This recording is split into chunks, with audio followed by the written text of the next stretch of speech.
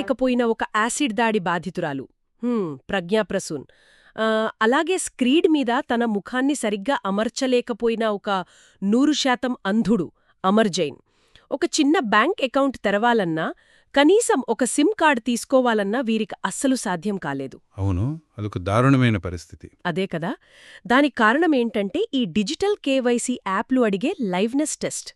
అంటే కెమెరా చూసి కళ్ళు ఆర్పడం లేక తల తిప్పడం లాంటివి వాళ్లు చెయ్యలేరు కదా. దానివల్ల కనీస సేవల నుంచి వాళ్లు పూర్తిగా గెంటేయబడ్డారు. ఎగ్జాక్ట్లీ. అంటే చెప్పాలంటే ఇది మెట్లు మాత్రమే ఉన్న భవనంలోకి వీల్చైరున్న వ్యక్తిని వెళ్ళిపోమనడం లాంటిదే. కాకపోతే ఈ వివక్ష అంతా డిజిటల్ ప్రపంచంలో జరుగుతోంది. సో ఈ సమస్యను సుప్రీంకోర్టు ఎలా డీల్ చేసింది అనేది మనం ఈరోజు డీప్ డైవ్లో విశ్లేషించబోతున్నాం. రైట్. ఈ ప్రజ్ఞాప్రసూన్ వర్సెస్ యూనియన్ ఆఫ్ ఇండియా 2025 తీర్పు అనేది నిజంగా ఒక చారిత్రాత్మక మలుపు అని చెప్పాలి. ఖచ్చితంగా. అసలిక్కడ మెయిన్ కాన్ఫ్లిక్ట్ ఏంటంటే, ఒక పక్క ఫ్రాడ్ లేదా టెర్రర్ ఫండింగ్ జరగకుండా ఆపే కఠినమైన PMLA అంటే మనీ లాండరింగ్ నిరోధక చట్టం భద్రతా నియమాలు ఉంటాయి. అవును, ఉంటాయి. మరోపక్క ఏమో వికలాంగుల ప్రాథమిక హక్కులున్నాయి. ఈ రెండింటినీ చట్టం ఎలా బ్యాలెన్స్ చేసిందనేది చాలా ఆసక్తికరం కదా. నిజమే. కోర్టు ముందున్న అతిపెద్ద సవాల్ కూడా అదే. భద్రత పేరుతో గుడ్డిగా టెక్నాలజీని వాడుతూ మనుషులను సిస్టమ్ నుంచి ఎలా బయటకు తోసేస్తారు అని కోర్టు చాలా సీరియస్గా ప్రశ్నించింది. అంటే టెక్నాలజీ అనేది అడ్డంకిగా మారకూడదు అని చెప్పిందనమాట. అవును. ఇక్కడే Supreme Court social model of disability అనే ఒక బలమైన కాన్సెప్ట్ను తెచ్చింది. సోషల్ మోడల్ ఆఫ్ డిసెబిలిటీనా? అంటే సమస్య వాళ్ల శరీరంలో లేదు, సమాజం నిర్మించిన విధానంలో ఉందనా? కరెక్ట్, మీరు పర్ఫెక్ట్గా చెప్పారు. ఒక వ్యక్తికున్న శారీరక లోపం అసలు అడ్డంకి కానే కాదు.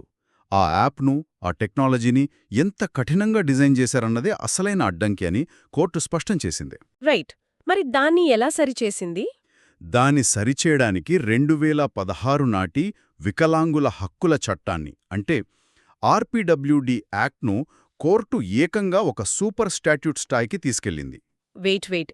సూపర్ స్టాట్యూట్ అంటే ఏంటి? అంటే మిగతా చట్టాలన్నింటికంటే దీనికి ఒక VIP పాస్ లాంటిది ఇచ్చారనా? దాదాపుగా అంతే. ఈ చట్టానికి రాజ్యాంగబద్ధమైన బలముందని కోర్టు చెప్పింది. అంటే ఇప్పుడు బ్యాంకింగ్ చట్టాలకు ఈ వికలాంగుల చట్టానికి మధ్య గొడవ వస్తే ఇదే నెగ్గుతుందా? అవును. PMLA లాంటి కఠినమైన చట్టాలు కూడా తమ రూల్సును అమలు చేసేటప్పుడు ఈ చట్టాన్ని గుడ్డిగా దాటేసి వెళ్లలేవు అని తేల్చి చెప్పింది. సరే, ఇది వినడానికి బాగానే ఉంది, కానీ నాకో చిన్న ప్రాక్టికల్ డౌట్. చెప్పండి. ఇప్పుడు PMLA లాంటి చట్టాలు ఎందుకున్నాయి? డీప్ ఫేక్స్ లేదా సైబర్ ఫ్రాడ్స్ ఆపడానికే కదా ఆ యాప్లు అంత స్ట్రిక్ట్గా ఉంటాయి? అవును, భద్రత కోసమే. మరి కేవలం వికలాంగుల కోసం ఆ సెక్యూరిటీ రూల్స్ తీసేస్తే ఫ్రాడ్ చేసేవాళ్లు ఆ లొసుగును వాడుకుని బ్యాంకింగ్ సిస్టంలోకి దూరిపోరంటారా? జాతీయ భద్రత ప్రమాదంలో పడదా? కోర్టు కూడా ఈ విషయాన్ని చాలా సీరియస్గానే ఆలోచించింది. భద్రతను ఎక్కడా వదిలేయమని చెప్పలేదు. అవునా? మరి ఎలా బ్యాలెన్స్ చేశారు? ఇక్కడే సహేతుకమైన వసతి అంటే రీజనబుల్ అకామిడేషన్ అనే ఒక న్యాయపరమైన కాన్సెప్ట్ వాడారు. రీజనబుల్ అకామిడేషన్ అంటే అర్థమేంటి? అంటే ఏంటంటే సెక్యూరిటీ ప్రోటోకాల్ అనేది ఒక వికలాంగుడికి అడ్డంకిగా మారితే వాళ్లను పూర్తిగా తిరస్కరించకూడదు. ఓకే. భద్రతను ఏమాత్రం తగ్గించకుండానే వాళ్లకు మరో ప్రత్యామ్నాయ మార్గాన్ని సురక్షితంగా ఏర్పాటు చేయాలి. రైట్. అంటే మా యాప్ నిన్ను యాక్సెప్ట్ చేయలేదు, నువ్వు వెళ్ళిపోవని చెప్పడానికి వీల్లేదనమాట. ఎగ్జాక్ట్లీ. టెక్నాలజీ మనుషులను కలపాలి, కానీ గేట్లు వేసి బయట నిలబెట్టకూడదు. చాలా బాగా చెప్పారు. అయితే ఇది కేవలం ఒక యాప్ను మార్చమని చెప్పిన తీర్పు మాత్రమేనా, లేక దీని వెనక ఇంకేమైనా పెద్ద ఉద్దేశం ఉందా? అంటే ఒక బ్యాంక్ యాప్ పనిచేయకపోవడం లేదా ఆల్టర్నేటివ్ కేవైసీ పద్ధతి లేకపోవడం అనేది ప్రాథమిక జీవించి హక్కును లాగేసుకోవడంతో సమానం అంటారా? 100% అదే దీనిలోని అసలైన బలం. అదొక భారీ మార్పు కదా. అవును.